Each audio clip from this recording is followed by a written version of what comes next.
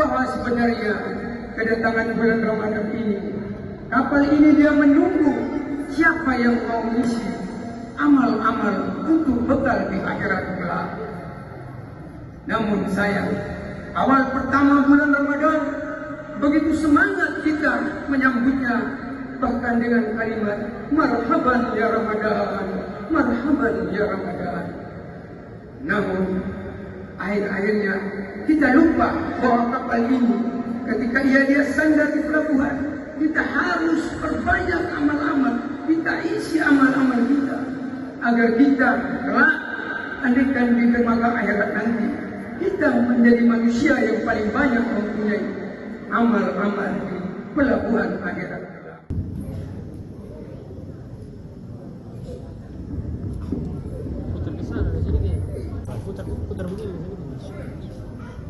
Bismillahirrahmanirrahim. Assalamualaikum warahmatullahi wabarakatuh. Alhamdulillahirabbil alamin. Wa bihi wa nasta'inu ala umuri dunya waddin. Asyhadu an la ilaha illallah wa asyhadu anna Muhammadan abduhu wa rasuluh. Allahumma shalli wa sallim ala sayyidina Muhammadin wa ala alihi wa ashabihi ajma'in. Amma ba'du. Hadirin jamaah salat Isya tarawih rahimahumullah. Puji syukur hendaknya kita ucapkan kepada Allah Subhanahu wa taala karena berkat rahmat taufik dan hidayahnya. Dengan kasih sayangnya lah hingga kita bisa sampai di tempat yang mulia ini. Dan tak lupa pula kita ucapkan salam serta selawat kepada junjungan besar Nabi kita Muhammad sallallahu alaihi wasallam. Karena berkat perjuangan beliau berjuang dari jalan kegelapan hingga menuju jalan terang benderang. Hadirin jamaah rahimakumullah, tanpa terasa kita sudah lewati 8 hari dalam berpuasa di bulan Ramadan ini. Saya selalu menganggap istilah bulan Ramadan ini ibaratnya sebuah kapal. Dia hadir di dermaga kehidupan. Dermaga kehidupan ini dia hadirnya setahun sekali. Sadar atau tidak sadarnya kita bahwa sebenarnya kedatangan bulan Ramadan ini, kapal ini dia menunggu siapa yang mau mengisi amal-amal untuk bekal di akhirat kelak. Namun sayang, awal pertama bulan Ramadan begitu semangat kita menyambutnya, bahkan dengan kalimat marhaban ya Ramadan, marhaban ya Ramadan. Namun akhir-akhirnya kita lupa bahwa kapal ini ketika dia sandar di pelabuhan, kita harus perbanyak amal-amal, kita isi amal-amal kita agar kita kelak andaikan di dermaga akhirat nanti kita menjadi manusia yang paling banyak mempunyai amal-amal di pelabuhan akhirat kelak. Contohnya di dunia saja, andaikan Bapak pergi ke dermaga melihat barang-barang Bapak paling banyak di sana, tentunya Bapak akan merasa bangga. Bagaimana nanti kalau di akhirat, kalau Bapak punya barang hanya sedikit, apakah bagaimana? Apakah kita tidak sedih? Inilah prinsip kehidupan yang kita harus renungkan. Hadirin jemaah rahimakumullah, sebenarnya hidup ini hanya ada 2 bagian kelompok. Kelompok pertama ialah manusia yang hidup menunggu jemputan, dan manusia yang dijemput. Saya bagi menurut pendapat saya hanya 2 bagian. Manusia yang dijemput ialah dia terlalu asik dipermainkan oleh dunia. Dia lupa akan perjalanan abadi yang menuju akhirat kelak.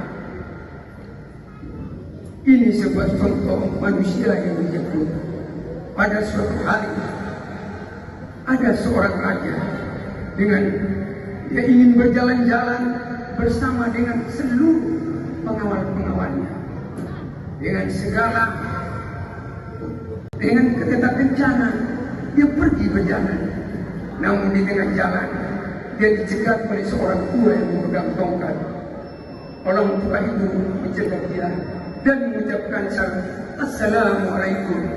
Sang raja dengan sombongnya dia tidak menjawab. Minggir kau, pergi kau. Siapa kau?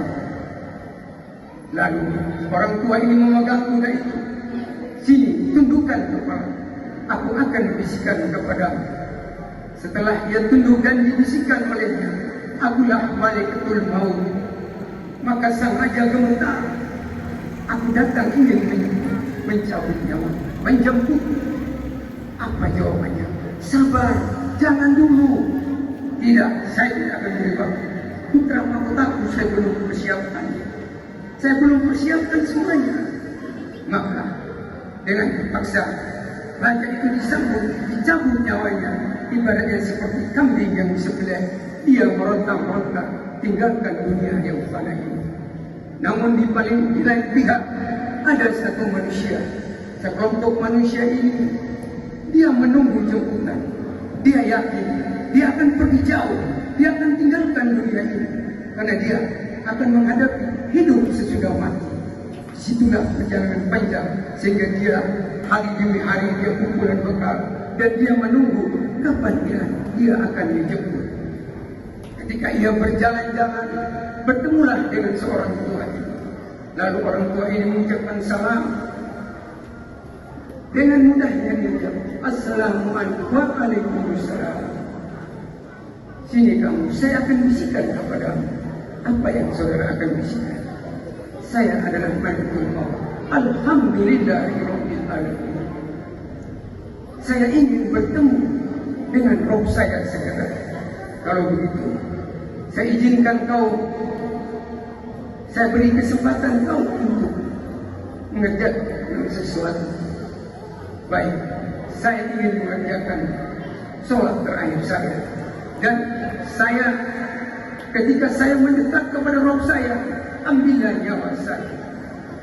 Sehingga Malikatul Maut pun menunggu ketika sujud terakhirnya, makalah dicabutlah dia dengan inna lillahi wa inna ilaihi raji'un, dengan tenang dan seperti orang yang tertidur. Hadirin jemaah, itulah gambaran dari kehidupan ini. Namun hendaknya kita harus waspada dan hati-hati. Hadirin jemaah, di sini saya akan menyampaikan sebuah perintah Allah. Dari sekian banyak perintah-perintah Allah, ada satu yang harus kita renungkan dan untuk kita kerjakan bersama, yaitu satu perintah yang di dalam surat Al-Maidah ayat pertama. A'udzu billahi minasyaitonir rajim. Bismillahirrahmanirrahim. Ya ayyuhalladzina amanu awfu bil uqud. Hai orang-orang yang beriman, penuhi janji-janji. Ini perintah ini kalau kita jalankan, kalau kita pelihara, maka insya Allah kita akan menjadi manusia, tergolong manusia yang bertakwa kepadanya. Hadirin jemaah rahimakumullah.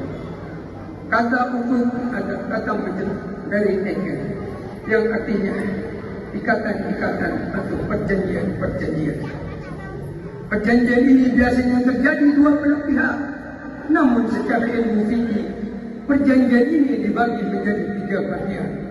Perjanjian pertama yaitu perjanjian kita terhadap Tuhan kita, kepada Allah Subhanahu wa taala. Perjanjian kedua, perjanjian dengan diri kita sendiri. Sedangkan janji yang ketiga adalah janji kita kepada sesama manusia. Tentang janji kita kepada Allah ialah yang mana bila kita sudah mengucapkan kalimat asyhadu an la ilaha illallah wa asyhadu anna Muhammadar Rasulullah, di situ sudah terjadi ikatan janji dengan Allah bahwa kita sudah mengakui Allah sebagai Tuhan kita dan Muhammad sebagai Rasulnya. Maka dari itu kita harus mau mengerjakan kewajiban-kewajiban yang dibebankan kepada kita. Salah satunya yang termasuk yang kita kerjakan saat ini yaitu berpuasa di bulan Ramadan. Dan juga kita harus menjauhi semua larangan-larangan. Yang kedua adalah perjanjian dengan nazar. Nazar ini Kalau kita sudah mampu, hendaknya kita penuhi, jangan kita tunda-tunda.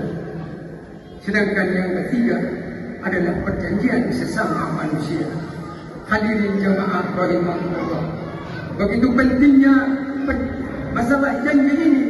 Rasulullah bahkan mengecam orang yang melanggar janji dengan mengeluarkan dengan sabdanya, la imana liman la amana lahu walidina liman la ahda lahu. Tidaklah beriman seorang pengkhianat, tidaklah beragama orang yang tidak menepati janji. Malah orang yang melanggar janji itu dianggap sebagai munafik, dan munafik sama dengan kafir, bahkan tepatnya lebih sadis di dasar api neraka. Dengan sabdanya, idza hasada wa idza hadatha ahlafa wa idza mu'ila akhaf. Tiga sifat yang bila terdapat pada seseorang, maka apabila ada, maka yaitu salah satunya adalah pendusta, tidak memenuhi janji dan tidak menepati, diamanati tidak amanat. Dan di hadis lain beliau bersabda, wa idza ahada qarada, apabila berjanji mereka selesaikan janji. Hadirin jamaah rahimahullah, masalah janji ini sangatlah penting sekali, sehingga Rasulullah dengan berjihad pun dia mengutamakan janji ini. Semoga kita menjadi orang-orang yang selalu memelihara janji dan mengajarkan kepada anak kita untuk mematuhi janji, sehingga kita mendapat rahmat dari Allah dan menjadi manusia yang kamil. Billah akhirul kalam, billahi taufiq. Wassalamualaikum warahmatullahi wabarakatuh. Waalaikumsalam warahmatullahi